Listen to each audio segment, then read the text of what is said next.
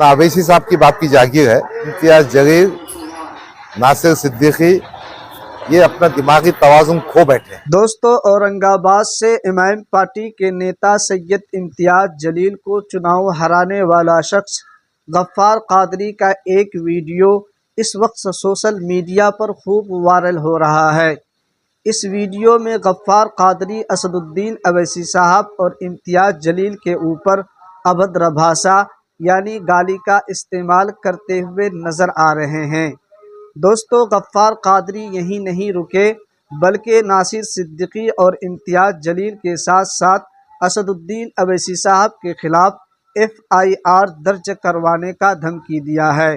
दोस्तों, आगे सुनिए गफ्फार कादरी को असदुद्दीन अवैसी साहब और इम्तियाज जलील को लेकर इन्होंने क्या कुछ कहा है। आखिरकार असदुद्दीन अवैसी साहब और इम्तियाज जलील के ऊपर क्यों इतना अभद्र भाषा का इस्तेमाल किया है। बहकाने की बातें, गुंडागर्दी की बातें कहाँ से जो जमहूरियत में कोई मुकाम नहीं रखती वो दी गई है। ACP साहब ने हमसे कानूनी कार्रवाई करने का वादा किया है। हमें उम्मीद है कि इन तमाम की नकीरें कसी जाएंगी और उनको कानून के शिकंजे में फंसा के इन पर कार्रवाई की जाएगी। आज हम कमिश्नर ऑफिस पहुंचे थे। हमारे साथ हमारे भाई अफसर खान साहब हैं, जमीर खान साहब हैं और हमारे दूसरे कुछ साथी मौजूद हैं, करीम कुरैशी साहब भी हैं। पुलिस कमिश्नर साहब किसी काम से बाहर जा गए। उन्होंने ACP जो सानफ साहब है उनसे बात करने को कहा था। हमने अपना निवेदन दिया है। यहाँ आने का मकसद ये था, शहर में हारे वाले उम्मीदवार इम्तियाज जलील, नासिर सिद्दीकी ये अपना दिमागी तवाज़ुन खो बैठे हैं। वो ऐसी ऐसी बातें कह रहे हैं जो ना कहना चाहिए ना जनता ने सुनना चाहिए। उनकी तमाम बातों में वो अवाम को उकसा रहे हैं, दंगा फसाद कराना चाहते हैं। शेयर कीजिए। कोई भी वोटर उनकी बाप की जागीर नहीं है, ना अवैसी साहब की बाप की जागीर है। किसने किसको वोट देना वो उसका अधिकार है और किसी ने उनको वोट नहीं दिया तो उस पर नाराज होने का हक उनको नहीं है। डेमोक्रेसी कहते हैं इसको। दूसरी बात, कौन इलेक्शन में खड़े रहना कौन नहीं खड़े रहना वो फैसला वो खुद करेगा या उसकी पार्टी करेगी। इनको कोई हक नहीं पहुंचता कि इस किस्म की बातें करना। इन्हों खड़े थे उन्हों खड़े थे। कोई भी उम्मीदवार खड़ा है उसका जमहूरी हक है। इनको जमहूरी हक छीनने का कोई हक हासिल नहीं है। अब ये मजहबी तौर पर बच्चों को, मासूम बच्चों को बहका कर, फुसला कर, गलत बातें बाबा करा के शहर में दंगा फसाद कराना चाहते हैं। मैं उसकी मजम्मत करता हूँ।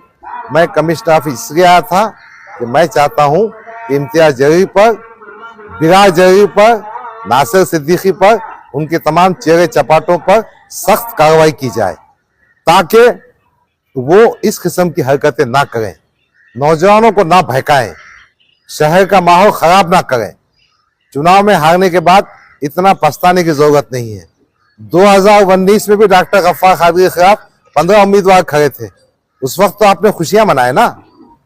जब अपने को जब बीतती है तो बहुत आवाज निकलती है।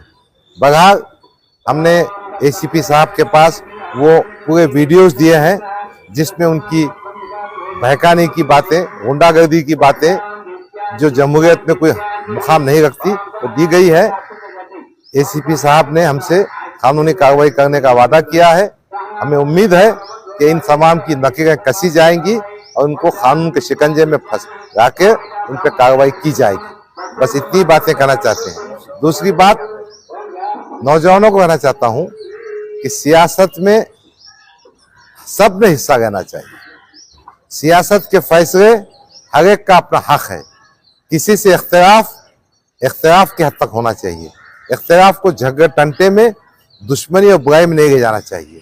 नजरियाती इख्तिलाफ हो सकता है, ख्यालों को बात इख्तिलाफ हो सकता है।